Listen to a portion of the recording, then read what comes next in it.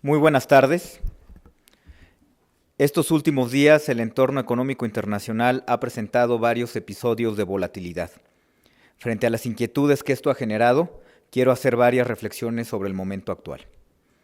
Empiezo señalando que si bien es cierto que la economía mexicana no es invulnerable y que podría resentir los efectos del entorno internacional, si estos fueran más severos, nuestros mercados financieros han operado con altos niveles de liquidez y los niveles de las distintas variables financieras dejan ver una economía fortalecida. Hoy, los mercados financieros tuvieron un mejor día y observamos una apreciación del tipo de cambio, un aumento en el índice de la bolsa y niveles estables en las tasas de interés en pesos. Esto no quiere decir que podemos bajar la guardia. Estos episodios de volatilidad financiera podrían repetirse, pues fueron causados por serios problemas en los países industrializados que aún no están resueltos en su totalidad. Para contextualizar el momento actual y estar mejor preparados para evaluar sus implicaciones, quiero, primero, repasar las causas del problema. Segundo, hacer un recuento de las acciones que hemos tomado para mitigar sus efectos. Y tercero, señalar lo que debemos hacer hacia adelante. Primero, causas de la renovada volatilidad financiera internacional. En el caso de los Estados Unidos se han conjuntado tres elementos. Primero, se ha dado un deterioro muy pronunciado en la situación fiscal de los Estados Unidos debido a la combinación de tres factores.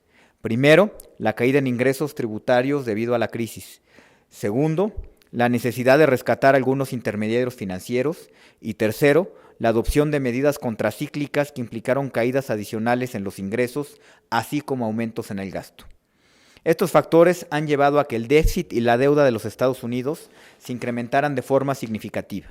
En particular, el déficit de los Estados Unidos esperado por el Fondo Monetario Internacional para 2011 es de 9.3% del PIB y su nivel de deuda será de 72% del Producto Interno Bruto. Un segundo elemento que explica el deterioro financiero es la ausencia de acuerdos políticos para resolver la situación fiscal. Como es sabido, en la fecha límite del 2 de agosto, se logró un acuerdo en el Congreso de los Estados Unidos para incrementar el techo de deuda y evitar un incumplimiento en el pago de la deuda pública.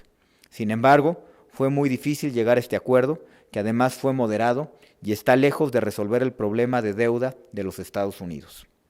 El tercer elemento es que, a pesar de la recuperación gradual de la economía de los Estados Unidos, las noticias sobre su actividad económica han decepcionado.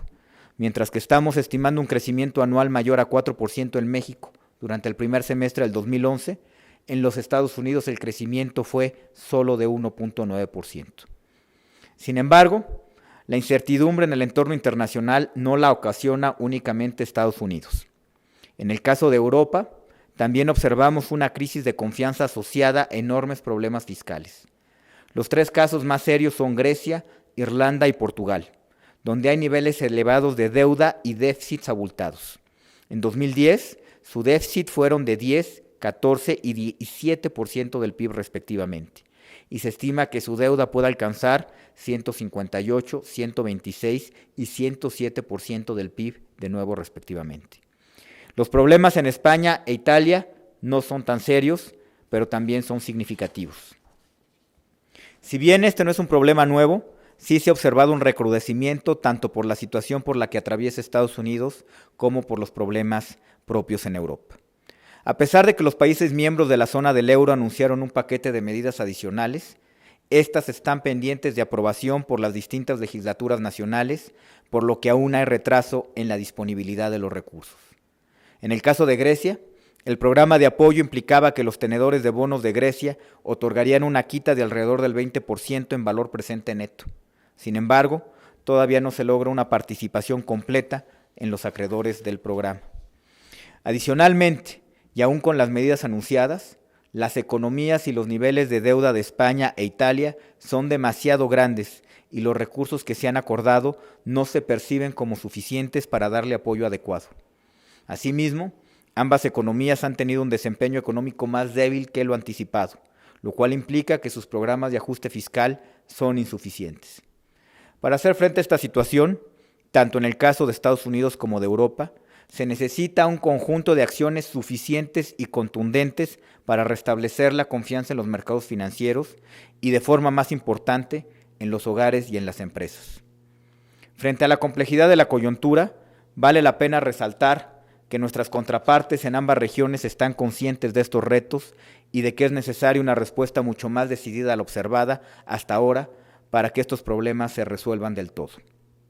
Segundo, la situación de México frente a la coyuntura internacional. En contraste con lo observado en otros países, en México aprendimos las lecciones del pasado, por lo que nuestra política macroeconómica ha estado enfocada en mantener una completa sostenibilidad. Esto permitió una fuerte recuperación en la economía con un crecimiento de 5.4% en 2010 y un crecimiento superior a 4% en el primer semestre del 2011. ¿En qué ha consistido esta sostenibilidad? Primero, en fortalecer nuestra recaudación tributaria. Gracias a las acciones implementadas, en 2011 tendremos los mayores ingresos tributarios en la historia del país, cerca de 10.4% del PIB. Segundo, en mantener déficit moderado, contribuyendo a un nivel estable y bajo de deuda pública. Para 2011 se aprobó un déficit de 0.5% del PIB sin inversión de Pemex, 2.5% si incluimos la inversión en la paraestatal, y se espera un nivel de deuda a PIB de 30.7%. Por su parte, la deuda interna fue de 21.4% del PIB y la externa fue de solo 9.5% del PIB. Quiero señalar aquí que entre los 32 países de la OCDE que reportan niveles de deuda, México se ubicó en la cuarta más baja posición. Tercero, se han reducido los riesgos de refinanciamiento de la deuda pública. Por el lado de la deuda interna, se incrementó el plazo promedio de vencimiento a 7.4 años al cierre del primer semestre de 2011, un aumento de más de un año con respecto al cierre de 2009. La participación de los valores a tasa nominal fija de largo plazo en el total es mayor a 60%, un incremento de más de 5 puntos porcentuales respecto al cierre de 2009. Por el lado de la deuda externa, hemos prefinanciado todos los vencimientos de deuda para el resto de 2011 y 2012.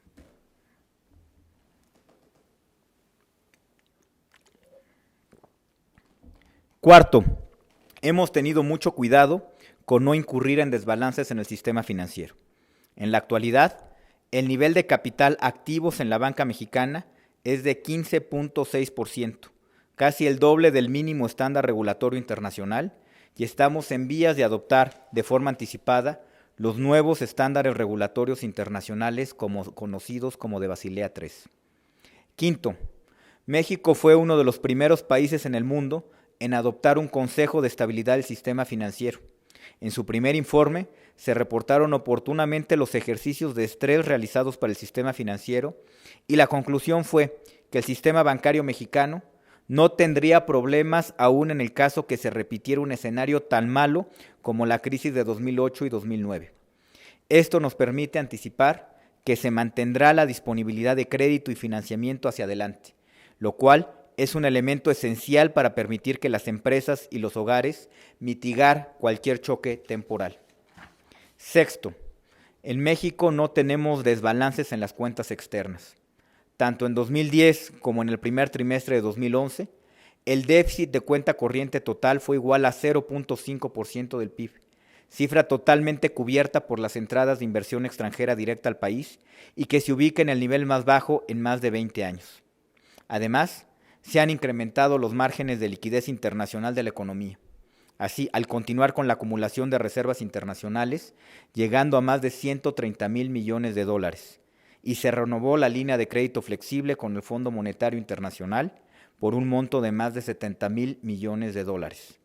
Esto quiere decir que contamos con más de 200,000 millones de dólares para garantizar que el ajuste ante cualquier choque externo ocurra de manera ordenada. Otras variables también se ven bien. Al cierre de hoy, las tasas de los bonos del gobierno federal en pesos a 5 y 10 años están casi un punto porcentual por debajo de las observadas al cierre de 2010 y las tasas a 30 años están 0.25 por debajo. Cabe destacar que el día de hoy el gobierno federal subastó 4,000 millones de pesos del bono a tasa de interés fija para el plazo de 30 años.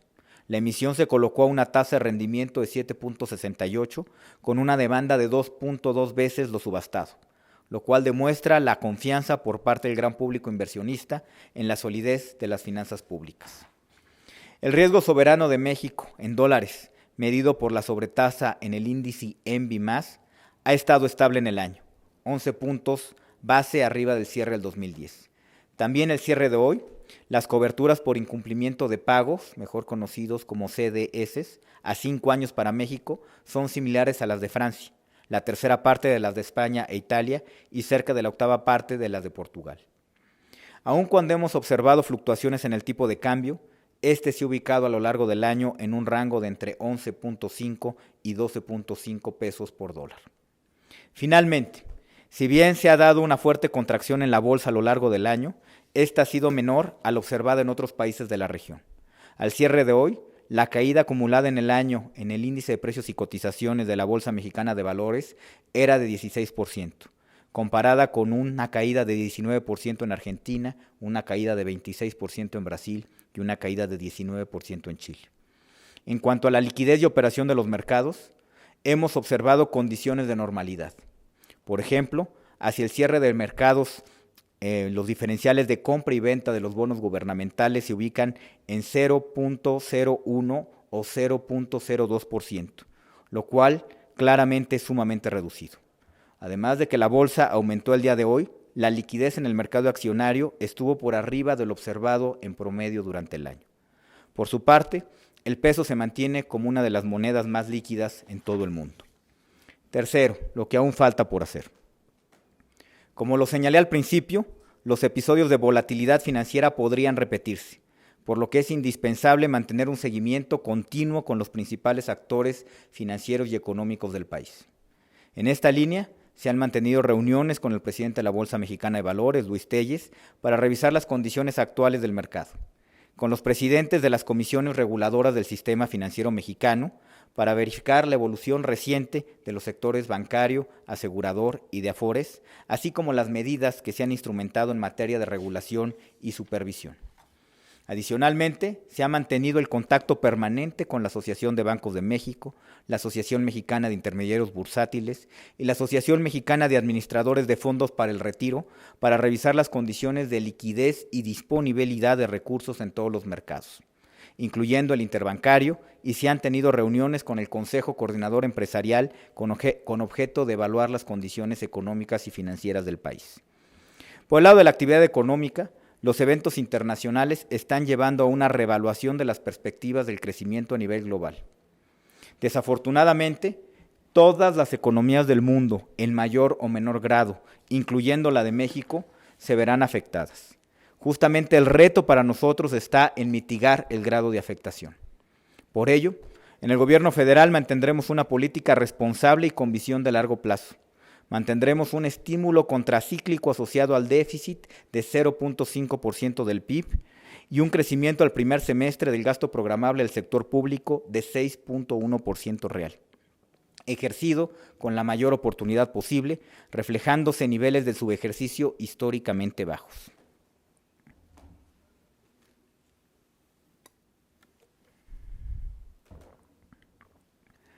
Al interior del gasto, las erogaciones en desarrollo social están creciendo 7% real y la inversión en infraestructura está creciendo 27% real sin considerar la inversión en Pemex, con lo cual vamos en marcha para lograr un nivel de inversión de 4.8% del PIB en el año, comparado favorablemente con el promedio de la OCDE de un 3.3%. El crédito de la banca de desarrollo aumentó 66.5% real de diciembre del 2006 a junio del 2011 y estamos esperando un crecimiento de 4.1 adicional en 2011. A su interior, el crédito a las pymes está aumentando 16% real este año. Además, todos los componentes del crédito de la banca comercial al sector privado están creciendo a tasas elevadas. El crédito al consumo 13%. El crédito a la vivienda 5% y a las empresas y personas físicas con actividad empresarial 8%. No obstante, estas acciones no bastan.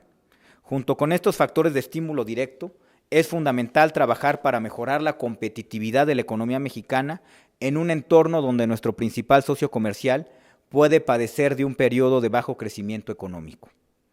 Eso implica que, a diferencia de lo que estamos observando en los países industrializados, nosotros sí debemos de ser capaces de generar los consensos necesarios para avanzar en la agenda prioritaria del país.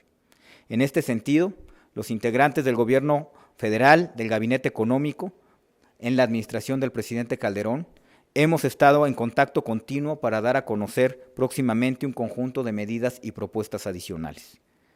El proceso de globalización que enfrentamos no permite que nos aislemos de los acontecimientos que superan cualquier expectativa, pero sí nos obliga a cuidar nuestros recursos y redoblar nuestros esfuerzos. Para las familias mexicanas es tiempo de mostrar confianza en el futuro de México. Para los empresarios encargados de generar empleos y condiciones de prosperidad en nuestra economía, es el momento de continuar invirtiendo y generando empleos. Para el sector financiero, es el momento de tranquilidad y de tener la confianza de que hemos hecho bien nuestra tarea. Lo que estamos viendo en el resto del mundo es una llamada de alerta sobre la necesidad de que todos juntos, todos órdenes y poderes de gobierno, así como toda la sociedad, vayamos adelante en los cambios que requerimos para construir un México más fuerte. Muchas gracias.